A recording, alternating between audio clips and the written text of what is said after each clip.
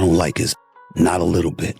You do not understand the lengths this man would go to. This dates back more than a decade. I believe he's one way publicly, he's another way privately. You know, he might not be interviewed and he might not be quoted, but the things he says and the things he has said to people, it's gotten back to me.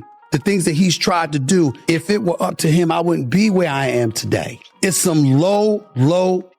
The day that he rolled up on me courtside, it was the day my contract was announced, that I had stayed with ESPN. Go back and look at the camera angles. I arrived there in the first quarter. He rolled up on me in the third quarter. This is 2025. We got technology everywhere. TNT is a nationally televised game. How is it we got one angle and the only angle you see was of him and his face, but you see the back of my peanut head? It gave them energy.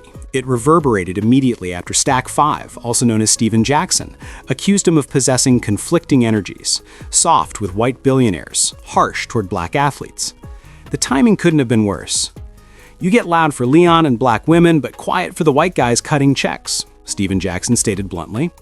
And Stephen A. unintentionally increased the criticism by doubling down during the podcast to defend himself rather than taking a moment to think. The story had changed by the time he took a seat across from Carmelo. He no longer sounded as short in his interviews. Their voices were frantic. There's never been any disrespect shown to me like what LeBron did to portray me as someone who had attacked family. But to viewers, it didn't feel righteous, he said to Melo. Because fans recall the past. It felt practiced. Under the guise of keeping black athletes accountable, Stephen A. Smith has been particularly harsh on Colin Kaepernick, Kyrie Irving, and Kevin Durant for decades. He softens, though, when the same force is required elsewhere. This feud strikes differently as a result. It's a reflection of culture, not simply sports rumors. People are fed up with selective indignation. They are fed up with witnessing black achievement being analyzed while privilege remains unchallenged. And now, the internet completely reverses that perspective when Stephen A. tries to apply it to LeBron James. In actuality, the first courtside encounter wasn't that dramatic. In order to safeguard Bronny, Leon James remained composed, solid, and grounded, just setting boundaries in a fatherly manner without shouting or pandemonium.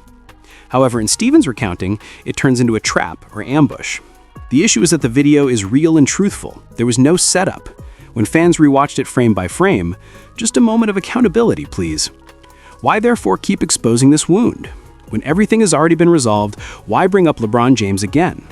Because controversy is what makes the money. The algorithm that previously proclaimed Stephen A. Smith king is fed by each keyword in Lebanon's pivot Carlo, but it has since changed its role to judge and jury. He isn't fighting Lebanon, a commentator stated. He is struggling with irrelevance. And perhaps the worst reality is that.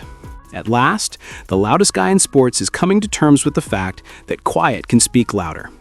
The harm had already been done when Stephen A. Smith left Carmelo Anthony's podcast studio. His every remark was analyzed, remixed, and repeated by the internet, which did more than merely observe. #sexloaded, #Stephen A, #Lebanon won again, #pivot backfire, in a matter of hours. What started out as a defense descended into a digital collapse. He became smaller the louder he spoke. Control was the foundation of the man's career, and he had officially lost it in real time.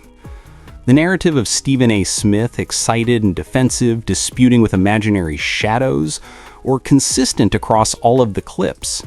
His fans, who used to follow along with every tirade, began making remarks such as, "Bro, nobody said that. In your mind, Leon is living rent-free." This time, even the memes said something different. LeBron didn't check him, according to one tweet. Karma took action. "He's fighting a ghost and losing," another person added. You know then that this is no longer a feud, it's a mirror. The criticism was fierce and came from all sides. Calling it embarrassing and reminding everyone of the famous white boys comment, Steven Jackson went viral once more. Jackson stated, "He keeps saying LeBron don't go at them, but he doesn't attack them either." Overnight, that video alone had 1 million views. Even Ryan Clark, who attempted to mediate the pivot, appeared obviously uncomfortable as Stephen A. reiterated the same talking points verbatim. It was evident in his eyes. The expression, when someone realizes the visitor is causing his own problems. Leon James, the quiet core of the storm, comes next. No pronouncements, tweets, or side remarks, just quiet. Silence that is forceful, thoughtful, and serene. This type of quiet is more powerful than any interview. The internet fills in the holes for LeBron every day when he doesn't say anything. It is poetry because of this. Stephen A. Smith has an endless supply of words. There is no need for LeBron James to speak. The balance of power has changed. The player became the piece and the critic became the content. Stephen A. had years of control over the narrative. ESPN would agree with him. His videos would become viral. Additionally, his voice would be twisted around in the headlines.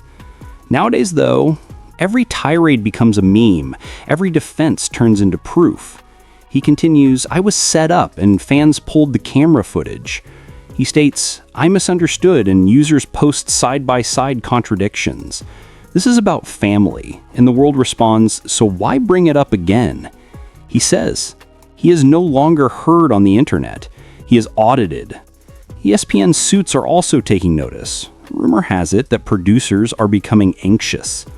According to one unnamed employee, "We trend for the wrong reason every time he brings up Lebanon." Consider that. ESPN could become toxic because of the man who once made it relevant. There was more to his podcast than just overexposure. In the eyes of the public, it was brand erosion. And witnessing him lose it so publicly feels like a slow-motion fall from grace for someone who spent decades perfecting the art of control.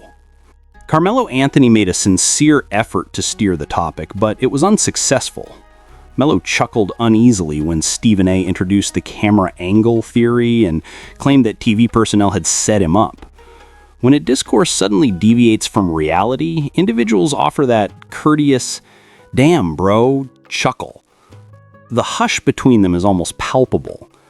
What you actually said at that moment was unspoken. It struck viewers at that moment.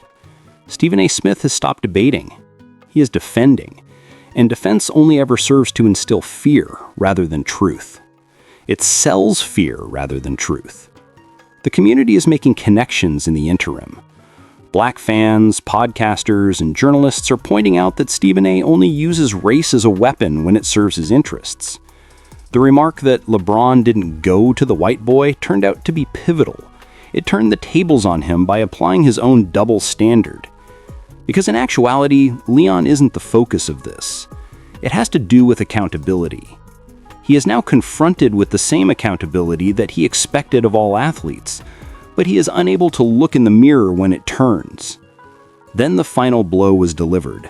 An old clip from the first take reappeared. On camera, Stephen Smith grinned while referring to Lear and James as role models and benchmarks for leadership. Now that same man is accusing Lebanon of ambush tactics and labeling him manipulative. It was a harsh contrast. The two instances were captured together by viewers. Animosity now, respect in the past. Nothing more needed to be said by the internet. The hypocrisy was self-evident. Even his most devoted followers began to wonder about his intentions when the storyline abruptly changed from Stephen A. versus Lean to Stephen A. versus Stephen A. by weeks. What is he actually battling for? Attention or integrity? Because basketball is no longer the focus. Ego, relevancy, and the intense need to remain popular are at play. The sad thing is that he is blind to the fact that he is proving all of his critics correct. His impact decreases with increasing shouting volume. He doesn't need to be exposed by Lean James. He did it already. He allowed Stephen A. Smith to reveal himself simply by being there and exercising restraint. Every tirade, repetition, and appearance on the stage culminated in a lengthy confession. "I'm no longer in charge of my own narrative." This concludes the podcast tour, not with a discussion or a knockout blow, but with stillness. Because being silent doesn't always imply giving up. It indicates supremacy.